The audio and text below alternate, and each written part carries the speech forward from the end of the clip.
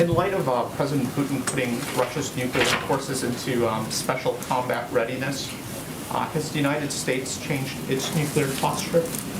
Well, let me first start by saying that throughout the crisis, Russia and President Putin have falsely alleged that it is under threat, including from Ukraine, including from NATO. Neither the United States nor NATO has any desire or intention for conflict with Russia. And we think provocative rhetoric like this regarding nuclear weapons is dangerous, adds to the risk of miscalculation, should be avoided, and will not indulge in it. We are assessing President Putin's directive, and at this time we see no reason to change our own alert levels. But it's also important to remember that even over the course of the last several months and years, when we have had significant disagreements with Russia over a range of issues, Russia and the United States have long agreed that nuclear use would have devastating consequences, and have stated many times, including earlier this year, that a nuclear war cannot be won and must never be fought. So we have not had seen reason to change our alert levels, and we are see obvious significant danger in escalatory rhetoric. Can I ask, there's been a great deal of movement of unity, and it comes after no shortage of angst about the Western alliance, I think, in recent years, particularly going back to the last administration. Is the president going to use this moment, though, to push NATO members to get on track with that 2% of GDP on defense spending? Well, President Putin has been one of the greatest unifiers of NATO in modern history. So I guess that is one thing we can thank him for. But I would just look at, Amr, some of the announcements that have been made even over the last couple of days.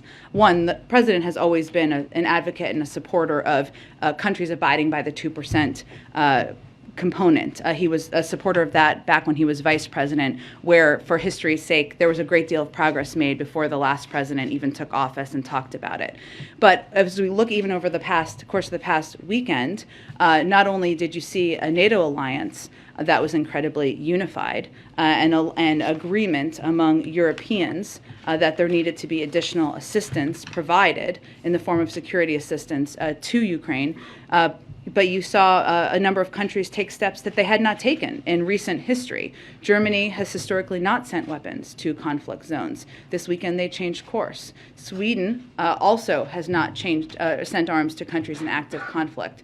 That changed this weekend. Finland also changed course. Not all NATO members, of course, but the point is what you're looking at here is a unified Europe, a unified West, a unified NATO who are standing up to the aggression and the invasion led by President Putin. And if I could just quickly follow up on that, we've also seen some signs and responses beyond sanctions to isolate Russia. I think FIFA and I'm sorry, not soccer, but I think it's FIFA, how you pronounce it, and the IOC have taken action to put pressure.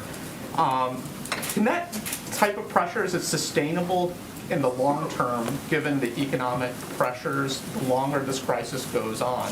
Can you maintain that sort of unity and those sort of collective actions, can they continue beyond this early moment? Well, and you're referring to the IOC as in the International Olympic Committee, yeah. and I don't know if it's FIFA or FIFA. FIFA. Okay, I tried to be soft there. Okay, FIFA. Look, I think, Amr, obviously the preference of everybody is for President Putin to take de-escalatory steps. That is everybody's preference. But as it relates to unity among international organizations, among the West, among countries, among many leaders in the United States even, I think what we've seen over the last few days is a commitment to remain united and to send a strong message to President Putin that these actions, this rhetoric is unacceptable, and the world is building a wall against it.